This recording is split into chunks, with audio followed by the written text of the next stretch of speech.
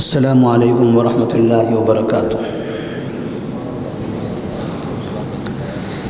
الحمد للہ رب العالمین والصلاة والسلام علی رسولہ الامین وعلی آلہ وصحبہ اجمعین ومن تبعہم بإحسان الی یوم الدین، اما بعد۔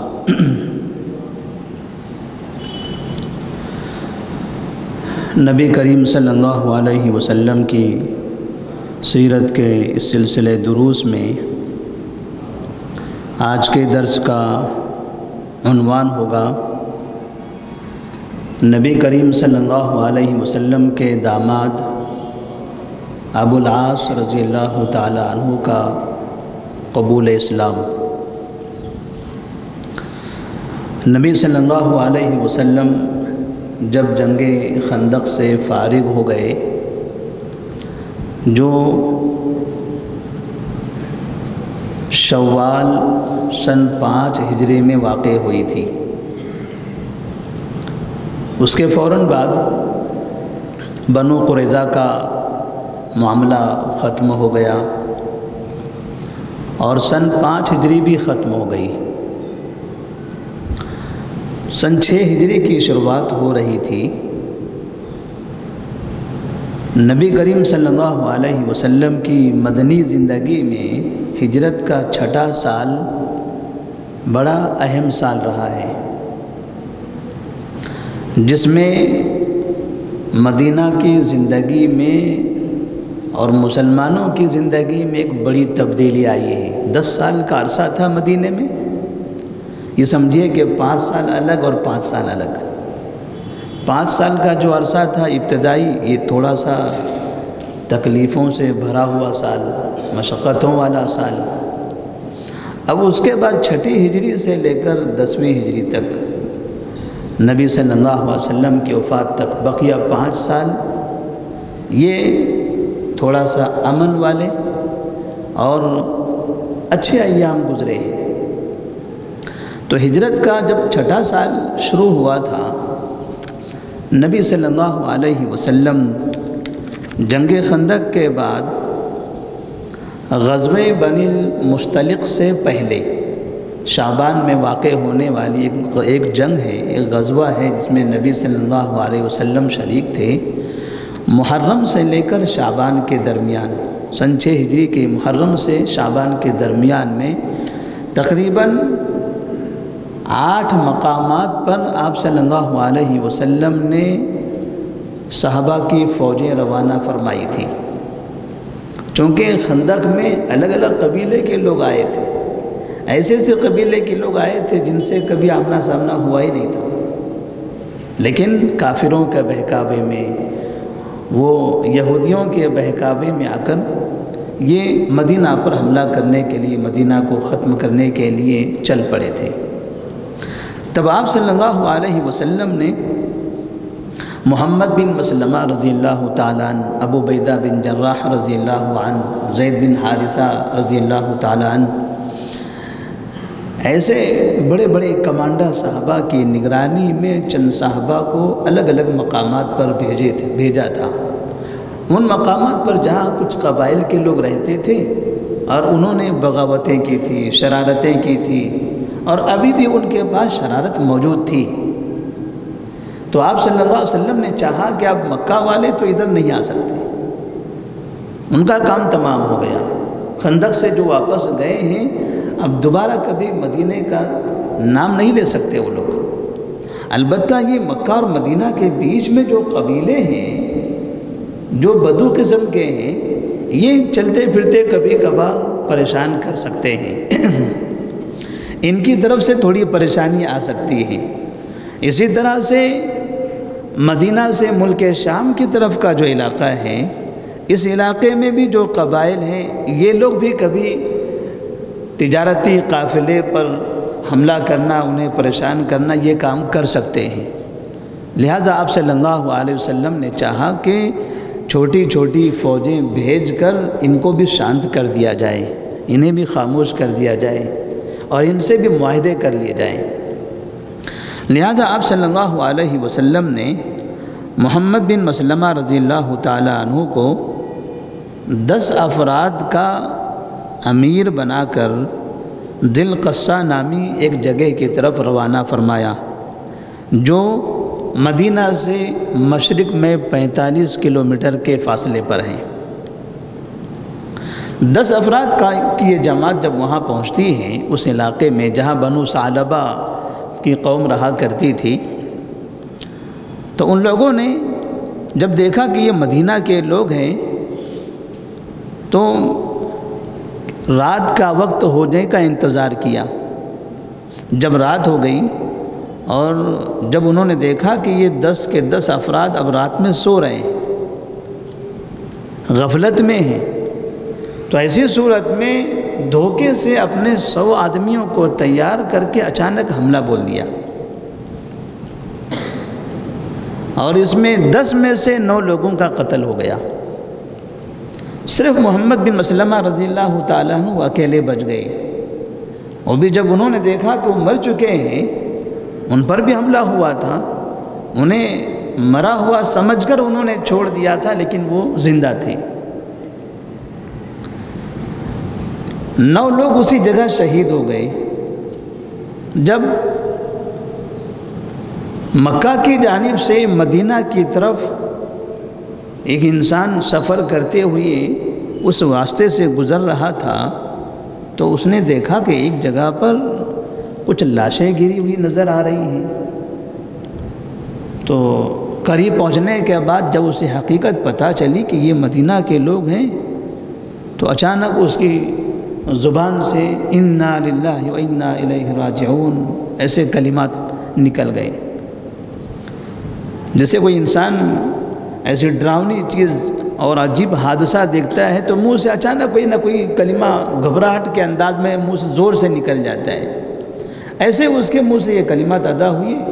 تو محمد بن مسلمہ رضی اللہ تعالیٰ عنہ جو بے ہوش ہو گئے تھے، اور جیسے انہوں نے یہ آواز سنی تو انہیں تھوڑا سا ہوش آیا ہوا تھا، ابھی تک وہاں کوئی نہیں تھا، لیکن جب انسان کی آواز سنی تو تھوڑا سا حرکت کرنے لگے، اشارہ کرنے لگے۔ تو اس آدمی نے دیکھا کہ ان لاشوں کے درمیان میں ایک آدمی ہے جس کے اندر حرکت ہے۔ وہاں وہ پہنچے تو محمد بن مسلمہ رضی اللہ تعالیٰ عنہ زندہ تھے، انہیں اٹھا کر اپنی سواری پر بٹھائے اور سیدھے مدینہ منورہ کی طرف لے گئے۔ نبی صلی اللہ علیہ وسلم کے پاس اس قافلے کا حال بتایا گیا۔ آپ نے پوچھا کیا ہوا؟ تو بتایا گیا کہ اس طرح سے انہوں نے دھوکے سے حملہ کیا، اور حملہ کرنے کے بعد باقاعدہ لاشوں کے ناک کان سب یہ چیزیں کاٹ دی گئیں، اور پھر ان کے کپڑے اتار لیے گئے، ان کو ننگا اس میدان میں پھینک دیا گیا ہے۔ نبی صلی اللہ علیہ وسلم نے یہ سنا تو آپ نے کہا کہ اس قبیلے کے لوگوں کو سزا دینا ضروری ہے، ان کے پاس ابھی بھی شرارت موجود ہے۔ 10 افراد تھے معمولی سی، تاکہ وہاں جائیں، حالات معلوم کریں، قبائل کے ساتھ میں معاہدے کر کے امن کے ساتھ رہنے کی اپیل کریں، واپس آ جائیں۔ اس کام کے لیے آپ نے بھیجا تھا، انہوں نے دھوکے سے اس طرح سے حملہ کر دیا، قتل کر دیا، اور قتل کے ساتھ ساتھ ذلیل بھی کر دیا۔ تب آپ صلی اللہ علیہ وسلم نے فوری طور پر، یہ ربیع الاخر کا مہینہ ہے، محرم، صفر، ربیع الاول، ربیع الاخر، چوتھے مہینے میں، اس طرح سے سن 6 ہجری میں یہ واقعہ پیش آ رہا تھا۔ تو آپ نے ابو عبیدہ بن جراح رضی اللہ تعالیٰ عنہ کو 40 آدمی دے کر بھیج دیا کہ جائیں اس قبیلے کے پاس اور ان کا حساب لیں۔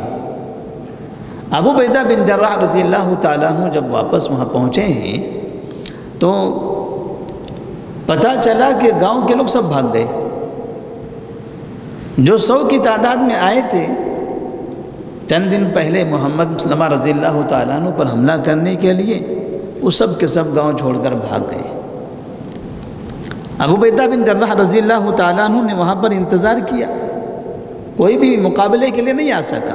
پتہ چلا ادھر ادھر دور دور سب جا چکے ہیں، ان کا پیچھا کرنا بیکار ہے، لہذا انہوں نے پیچھا بھی نہیں کیا، چھوڑ دیا۔ اور وہاں جو اونٹ تھے، بکریاں تھیں، سزا کے طور پر ان کا یہ مال اٹھا کر لے آئے۔ ایک شخص سے ملاقات ہوئی، اس کو پکڑا گیا، اس نے اسلام قبول کر لیا۔ تو نتیجے میں ایک آدمی اس علاقے کا مسلمان ہو جاتا ہے۔ ایسے ہی ایک دوسرا قافلہ نبی کریم صلی اللہ علیہ وسلم نے بھیجا تھا جمادی الاولیٰ میں۔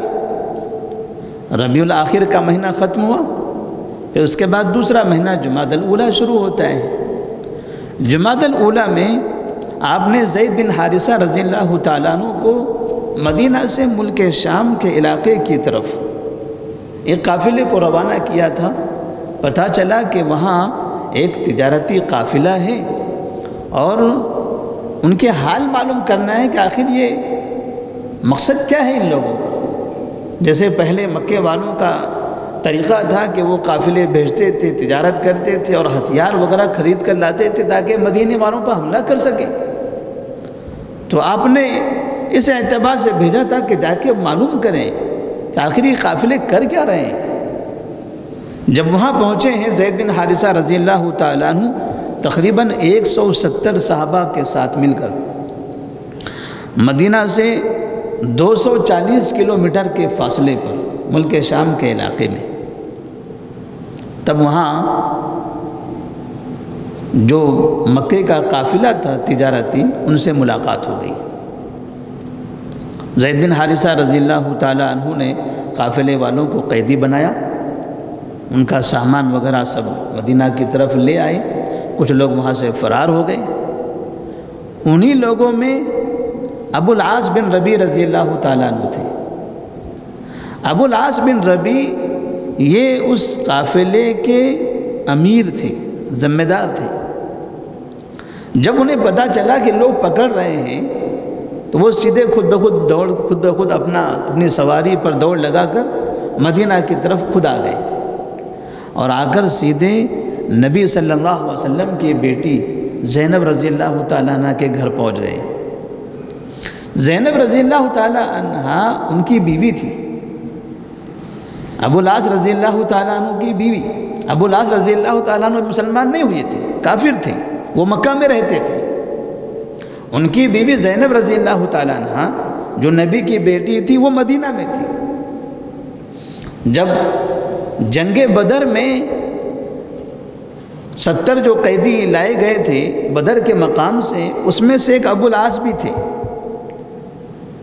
اور قیدیوں کو جب چھوڑنا تھا کچھ معاوضہ وغیرہ دے کر، تب اس وقت زینب رضی اللہ تعالیٰ عنہ مکہ میں تھی ان کے ساتھ۔ جب انہیں پتہ چلا کہ ان کے شوہر قیدی بنائے گئے ہیں تو انہوں نے ایک سونے کا ہار بھیجا تھا مدینہ کی طرف۔ نبی کریم صلی اللہ علیہ وسلم کے سامنے جب پیش کیا گیا، پوچھا گیا یہ کہاں سے آیا، تو کہنے لگے کہ زینب نے، آپ کی بیٹی زینب نے بھیجا ہے ان کے شوہر کو آزاد کرنے کے لیے۔ تو آپ صلی اللہ علیہ وسلم نے وہ ہار دیکھا تو آپ کی آنکھوں سے آنسو گرنے لگے، کیونکہ وہ ہار خدیجہ رضی اللہ تعالیٰ عنہ کا تھا، اور خدیجہ رضی اللہ تعالیٰ عنہ نے زینب رضی اللہ تعالیٰ عنہ کے نکاح پر نبی کی اس بیٹی کو تحفہ دیا تھا۔ زینب رضی اللہ تعالیٰ عنہ خدیجہ سے پیدا ہوئی تھی، نبی کریم صلی اللہ علیہ وسلم کو خدیجہ رضی اللہ تعالیٰ عنہ سے بے انتہا محبت تھی۔ آپ ان کے انتقال کے بعد بھی ہمیشہ ان کو یاد رکھا کرتے تھے۔ تو انہوں نے ہار بھی واپس کر دیا اور ابو العاص کو بھی واپس کر دیا، کہا کہ چھوڑ دو ان کو، مکہ کی طرف جانے دو۔ پھر بعد میں وہاں سے جب یہ چلے گئے تب زینب رضی اللہ تعالیٰ عنہ کو یہاں بلا لیا گیا۔ تو اب زینب رضی اللہ تعالیٰ عنہ تقریباً 2 یا 3 ہجری میں مدینہ آ چکی تھی، لیکن ابھی 6 ہجری تک ان کے شوہر ابو العاص مکہ ہی میں تھے، انہوں نے ابھی اسلام قبول نہیں کیا تھا۔ اب جب یہاں پکڑے جا رہے تھے تو دوڑتے ہوئے سیدھا مدینہ آئے، اور مدینہ میں آ کر اپنی بیوی زینب کے پاس پہنچ گئے اور ان سے درخواست کرنے لگے کہ اپنے والد سے سفارش کریں کہ مجھے کسی طرح سے معاف کر دیا جائے، مجھے پناہ دیا جائے۔ انہوں نے نبی صلی اللہ علیہ وسلم سے سفارش کی، بیٹی نے اپنے والد صاحب سے کہا، والد صاحب نے اعتراف کر لیا، ٹھیک ہے، اچھی بات ہے۔ تو جیسے ہی ان کے شوہر کو معاف کر دیا گیا، تو ساتھ میں ان کا یہ مطالبہ تھا کہ جو سامان لایا گیا ہے قافلے کا وہ سامان بھی چھوڑ دیا جائے۔ کیوں؟ اس لیے کہ ابو العاص اس کے امیر تھے، قافلے کے امیر ہیں، اور قافلے میں جو سامان ہے یہ مکے کے کچھ لوگوں کا ہے، تاجرین کا ہے۔ اگر یہ سامان یہاں پکڑا جاتا ہے، میں چھوٹ جاتا ہوں، تو مکے والے مجھے طعنہ دیں گے کہ آپ کے سسر نے ہمارا سامان آپ کے ذریعے لے لیا،